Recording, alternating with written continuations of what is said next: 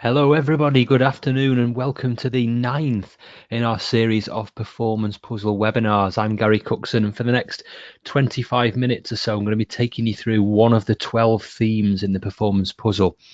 But a bit of introductions if you're not certain who I am or who MOL Learn are.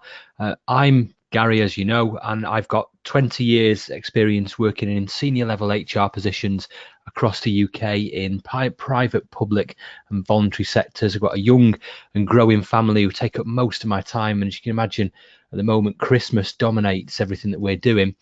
And after I've finished here, I've got to wait in for a parcel delivery for some more presents coming.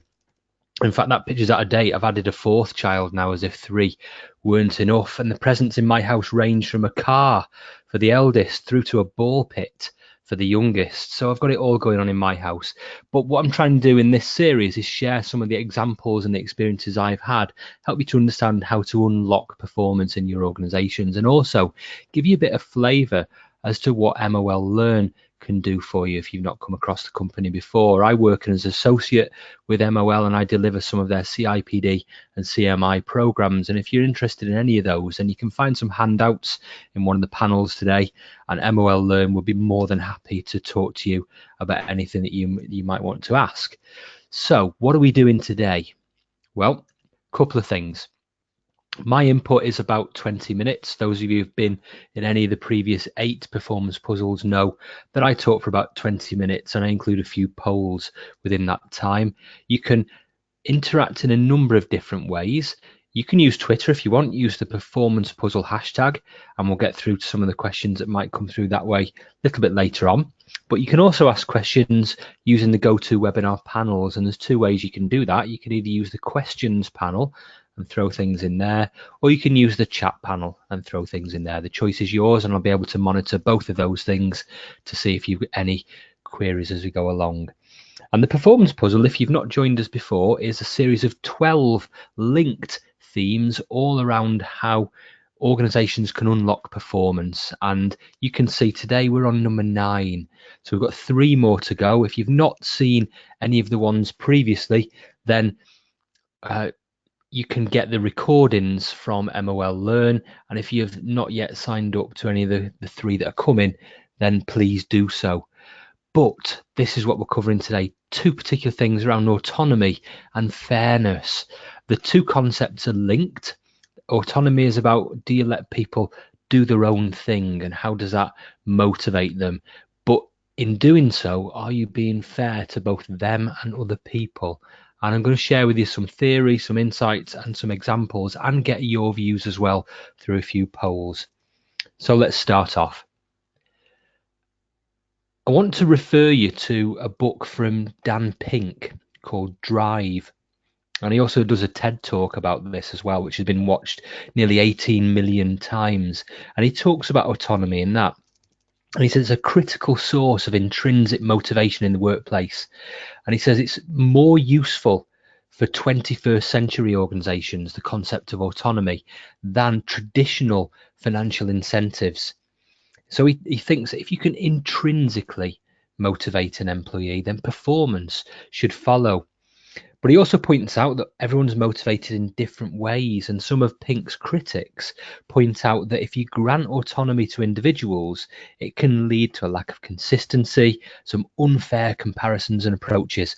So if you're going to do it, and this is my advice, you need to balance the need to give people autonomy and motivate them with the need to be fair in your approach.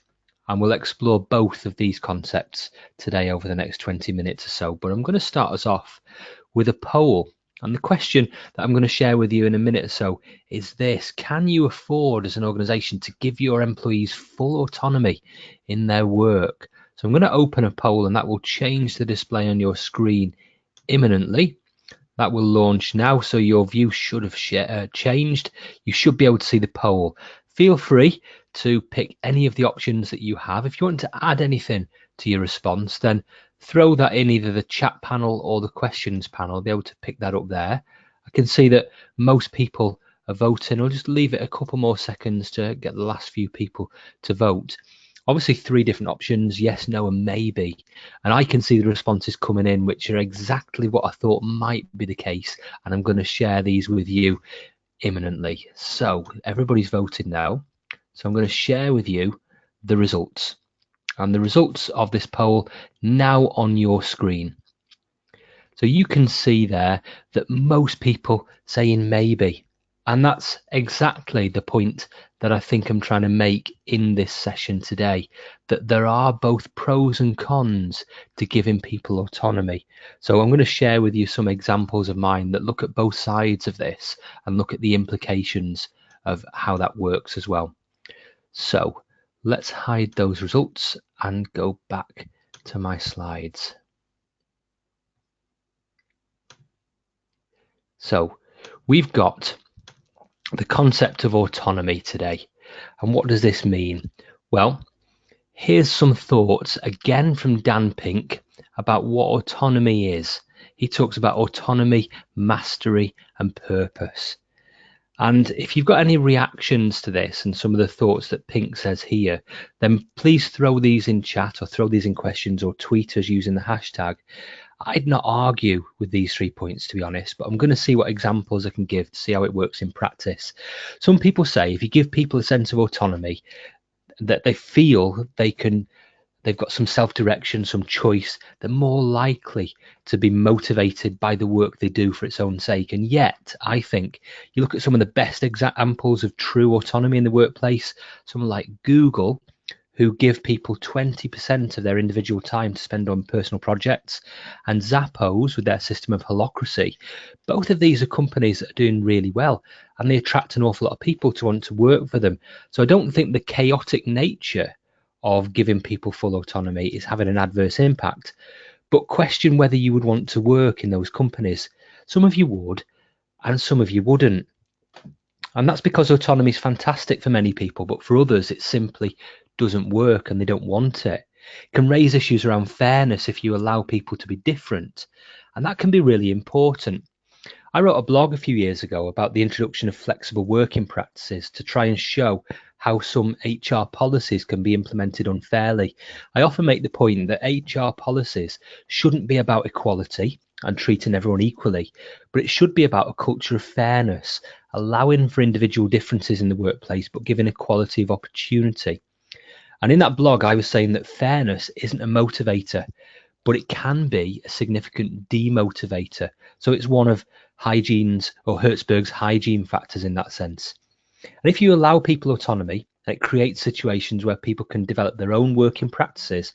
It could stir up some accusations of unfair treatment. This could override the motivation that could come from the autonomy in the first place. So I'm going to share with you a few examples, but before I do that, let's do another poll. And the poll is this: how important do you think fairness is in the workplace? So I'm going to open this for you now. How important do you think fairness is in the workplace? It's either very, a bit, or hardly at all. So please give us your responses. Most people have voted. I'll leave it up another 10 seconds to allow the last couple of people to vote, but some very overwhelming responses coming in here. Let's have a look. So just waiting for one more person to finish their voting, and then we'll close this poll and I'll share the results with you. Give it 5 more seconds. And I'm going to close this now. So I'm going to share these results with you. Here they are. And look at that. 100% saying fairness is very, very important. And if that's the case, can we afford to give people autonomy, even though we know that it might well motivate them?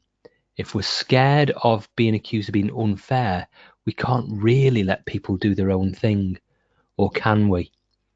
So back to my slides, and let's have a look at some examples of this. So I think it's a risk, but why? I've worked with people who've shied away from autonomy and empowerment, and when consulted about things and asked their opinion, have outright said they just prefer it when others simply tell them what's happening and tell them what to do. Now, I don't personally think that that's right, but everybody's different.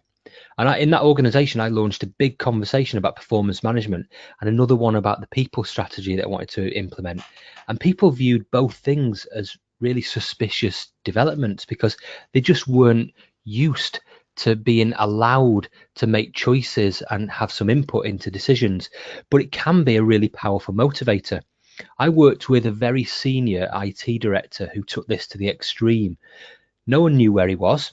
No one knew what he was working on or when he might turn up to a meeting or produce a piece of work. And yet he was considered a bit of a visionary futurologist. When he could set his own goals and targets, he was awesome.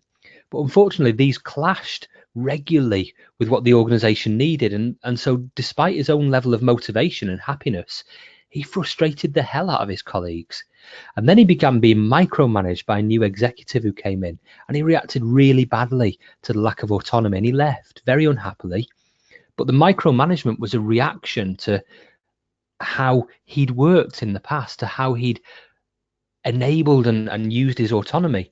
So I think autonomy does motivate, but it only motivates the individual. It doesn't necessarily do good things for the organization, but you might disagree. And if so, throw that in chat or in questions. And I wonder whether reward clouds motivation. I think it does. I mentioned before I write a blog. So I do a lot of blogging for myself and others, and I also do a lot of speaking at conferences. I love doing both. And if you are somebody who books speakers or bloggers from conferences, you ought to know that I'm damn good at it. And I'm good looking too. I'm a bit of a triple threat. I digress a little bit. But I often do these things for nothing. Not always, but often I do them for nothing because I enjoy doing them. But what if somebody said they'd pay me to blog or gave me deadlines in which I had to blog? I can say with 100% certainty, some of the enjoyment would go out of it because at the moment I'm in control of it. I'm not doing it for reward. So reward would cloud my motivation. And I had a similar situation when I was involved in managing a local sports team. I did it for nothing. I enjoyed it, saw a lot of national success over a long period of time. And then somebody offered to pay me some money, not a load, just a token figure for doing some admin in the sport for its governing body. And I said no. I wasn't bothered anymore. I didn't want to do it for the money. I wanted to do it for the love of the sport. Money made it seem like a job. And I already had one of those. I also agree with Pink that choice enhances your motivation. I had a friend who was the most senior marketing professional in a place that he worked. He had complete control over what he did, when, where, and how, and he loved it. And he was in sync with the organization. And then suddenly the organization changed, it merged, and another marketing professional was inserted above him. And in a flash, the degree of choice and control that he had went, and pretty soon he hated the job. And he moved on, but he's fallen into the same situation elsewhere. He's not been able to replicate the element of choice that he has or had in that original organization. So his motivation's dropped. So what does this mean? I reckon if you can do things for the love of them rather than for any reward you get, you're a bit more motivated. If you can set your own path to complete your tasks and have some choice how you do it, then you're also more motivated. But how often do we actually have these? And how often do organizations want us to have them? When I look back at the people who I worked with who disliked autonomy, I don't think they're alone. Organizations, unless they're Zappos, they have to have some element of control over their employees. And that's a shame, but it's necessary in many cases. But it's not an impossible situation. Ask yourself, when was the last time that you, as an employee, sat down with somebody who works for you or with your own manager and talked about how much autonomy you'd like to have, how much control you'd like over what you do? I suspect you've not done that very often, if at all, but I think maybe that conversation could unlock something for both of you. Let's do another poll. The question's going to be this, about whether you'd prefer to have loads of control over the way you work or be treated in a way you think is fair and consistent with others. So give us your responses on this. The poll should be visible for you now. What do you think? Is it autonomy that matters more to you, fairness, or do you think it might just be possible to get both? So around half the people have voted. I'll leave it open for another 20 seconds or so, see if anybody else wants to share their vote while I have a quick look in both questions and chat. And I can't see anything there at the moment, but if there are questions, then throw them in there. Everybody's voted now, so let's close and share those responses. This is a good one. Look at this. Another 100% response for I think it's possible to have both. And that is exactly the point I'm making. But it's exactly what organizations don't seem to be able to do. You have to strike the right balance. And organizations find it really difficult. They either go too far towards autonomy or too far towards fairness. So let's hide this and go back to my slides. So let's show you a few more examples that I've got. So fairness is important. We know this. And in my career, I've often outlined new HR practices or policies that have been met with comments from other leaders or union reps that they said it would be inconsistent in its application.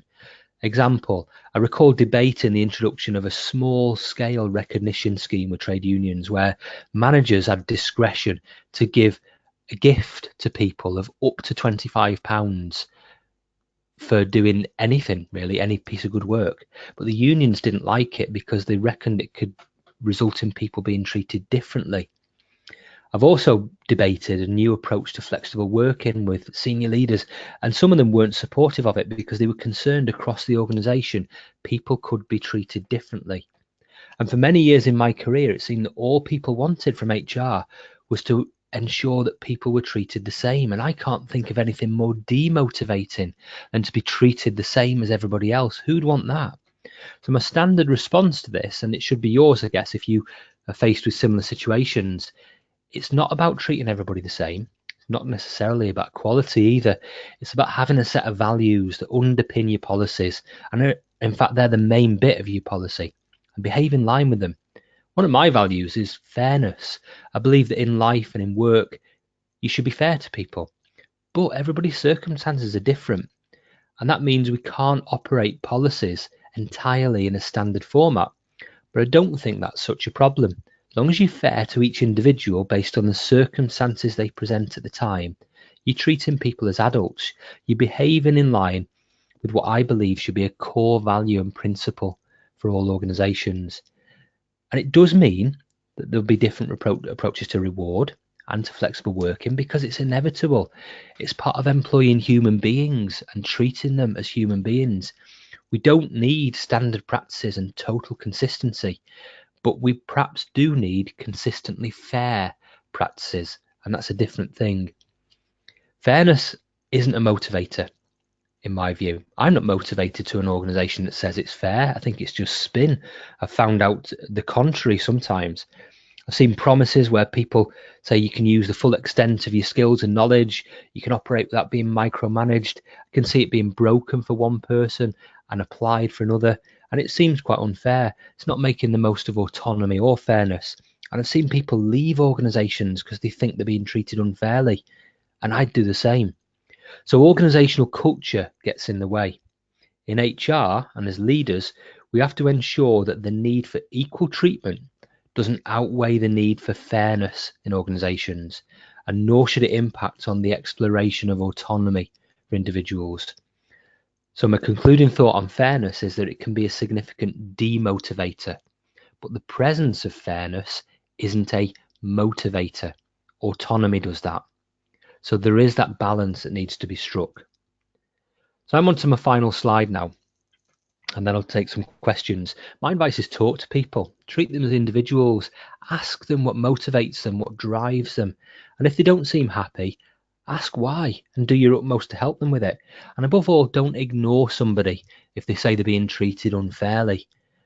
We're in the business of managing human resources no matter what our job role is. So let's treat our resources like humans.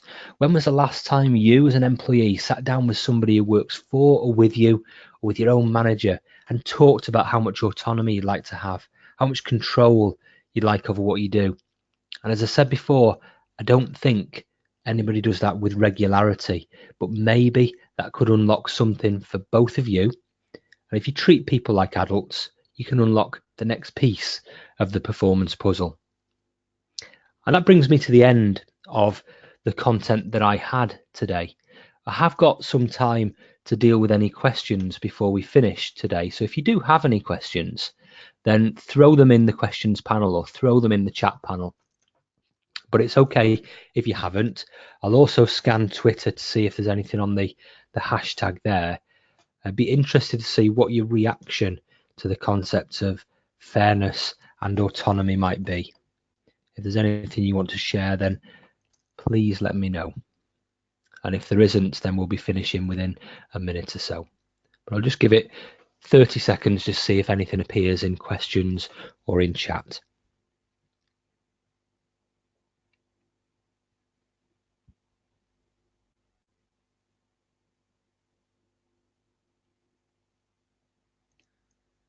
Okay, I'm not seeing anything show up in the questions panel. I'm not seeing anything show up in the chat panel either. So what I'm going to do is finish the webinar at this point. If anybody would like to carry on the conversation with me or with MOL Learn, then by all means get in touch with us on social media. You can use the hashtag and we'll pick up stuff there, and tell us what your reactions are to things about the performance puzzle and some of the themes that we explore, particularly this one around autonomy and fairness. But that brings me to the end of what we've been doing today. Feel free to get in touch with any further queries, but if not, our next performance puzzle is in about 4 or 5 weeks' time, and we'll explore another different theme about how you can get the best from your people. So I hope you found this useful. Feel free to log off whenever is convenient for you, and I'll speak to you in a month's time. Thank you very much.